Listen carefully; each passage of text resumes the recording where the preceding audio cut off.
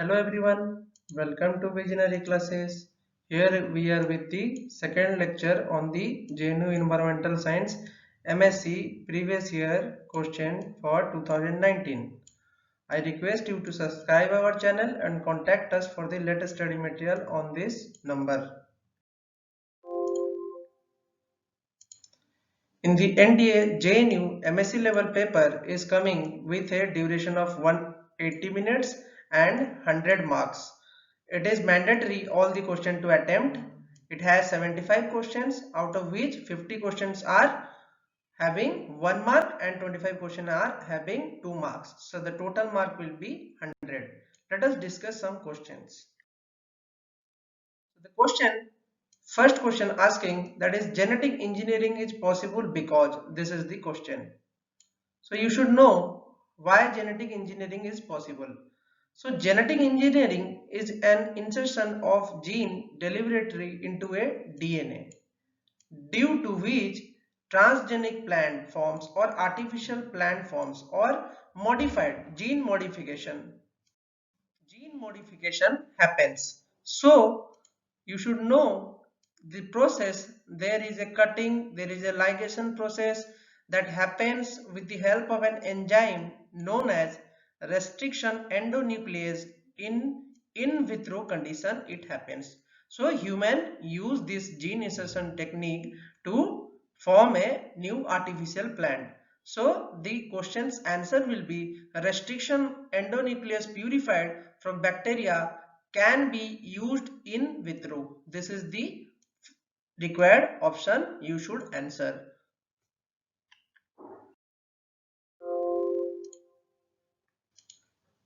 The second question asks the first transgenic plant.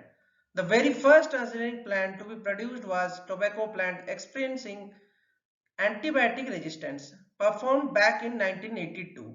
Herbicide-resistant tobacco plant underwent the first field trials in 1986 in the USA and France. So tobacco जो था वो पहला transgenic plant था. Okay, जो tobacco था वो पहला transgenic plant था जिसको आर्टिफिशियली फॉर्म किया गया था. वो एक एंटीबायोटिक रेजिस्टेंस की तरह काम करता था. सो ट्रांसजेनिक प्लांट होते क्या है? Transgenic plants are the plants that have genetically engineered. इनको जेनेटिकली बनाया जाता है, मॉडिफाई किया जाता है. A breeding approach that use recombinant DNA technique to create the plants with a new characteristics. जैसे कि हम जानते हैं जेनेटिकली मॉडिफाइड ऑर्गेनिजम्स की बात जो करते हैं हम, उसी तरीके से हम इसकी बात कर रहे हैं. तो ट्रांसजेनिक प्लांट जो पहले फॉर्म हुए थे उसकी अगर हम बात करें, that is tobacco. So the answer will be tobacco. Question number 3 tells the chemical used for destroying the fungi in the water tanks. So the answer will be copper sulfate, because copper sulfate is a fungicide used to control the bacterial and fungal disease of the fruits, vegetables, nuts and field crops. It is chemically used for destroying the fungi in the water tanks. Copper sulfate is chemically compound which is produced commercially by reacting the various copper 2 compounds with the sulfuric acid. Okay, so copper sulphate को copper 2 oxides के through से sulphuric acid बना के उसको फिर हमारा बनाया जाता है कॉपर सल्फेट को. ठीक है, so this compound is widely used in the range of industry from pyrotechnics to the viticulture. तो ये अलग अलग टाइप ऑफ इंडस्ट्रीज में इसका यूज होता है.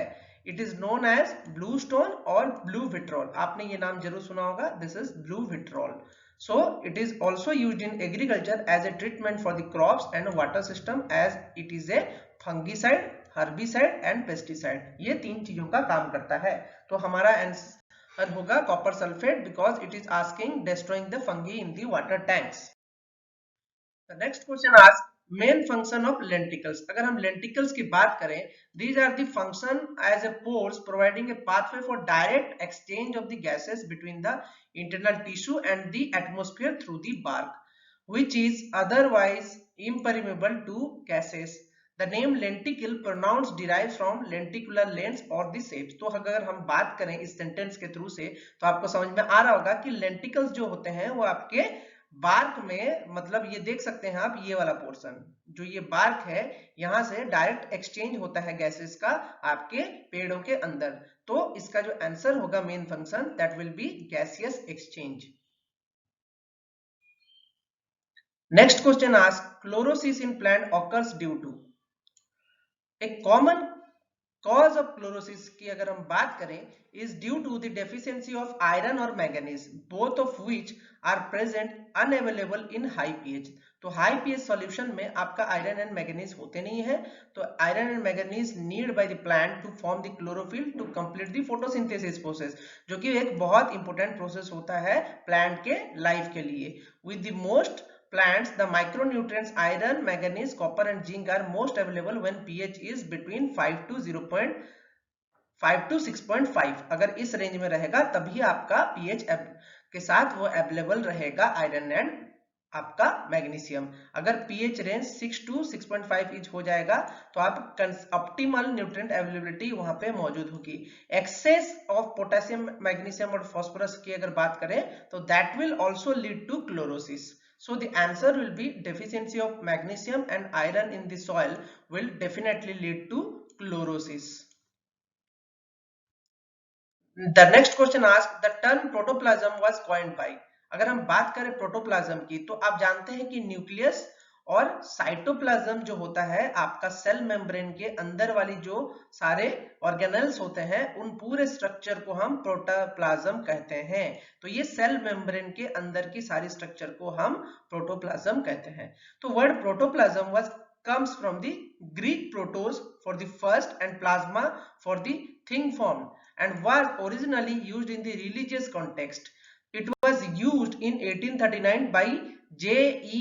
Purkinje for the material of animal embryo। तो एनिमल एम्ब्रियो को स्टडी करते टाइम पुरकिंजी ने इसको डिस्कवर किया था और इस पॉइंट को कॉइंड किया था, तो इसलिए इसका आंसर पुरकिंजी होगा।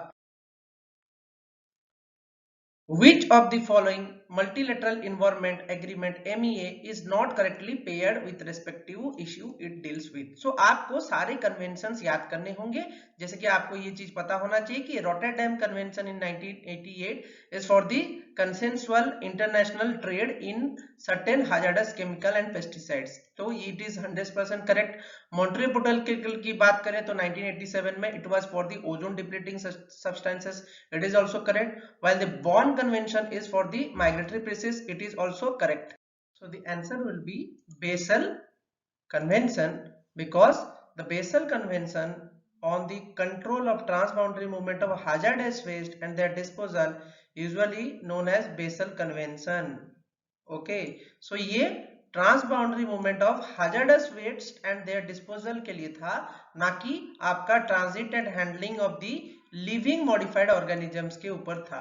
तो इसका आंसर आपका बेसल कन्वेंशन होगा, which is not correctly matched with their respective issues.